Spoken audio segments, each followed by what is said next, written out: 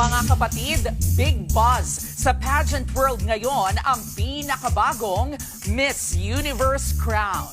Ito po kasi ang kauna-unahang koronang gawa sa Pilipinas. Pang-13 na ito sa lahat ng mga naging korona ng itinuturing na pinaka-prestihiyosong beauty pageant sa buong mundo. Yung una, classic na corona mula po sa Russia na tinawag na Romanov Imperial Nuptial Crown. Literal na mula sa Russian monarchy.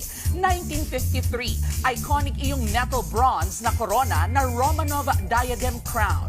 Sumunod dyan, yung tinawag na Star of the Universe Crown. Tsaka naman yung The Lady Rhinestone Crown.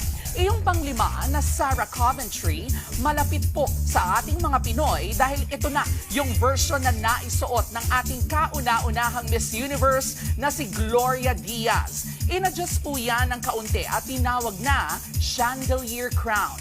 Yan naman na yung naiputong sa ating second Miss Universe na si Margie Moran noong 1973. Fast forward noong 2002 kung saan inilunsad iyong Japan-made na Mikimoto Crown na naisuot naman ng ating Miss Universe 2018 na si Catriona Gray. Pero bago po ang moment na yan, noong 2008, nagamit iyong Cow Fine Jewelry Crown, then the following year, ipinakilala naman iyong Peace Crown na may synthetic rubies. Isa pang iconic Miss Universe crown, iyong DIC crown na naisuot naman ng ating ikatlong Miss Universe na si Pia Wurtzbach noong 2015. 2019 naman nang magamit iyong Power of Unity crown. Tsaka naman itong 2022, ipinakilala ang Muad crown na Force for Good na naisuot naman ng half Pinay beauty na si Arbony Gabriel.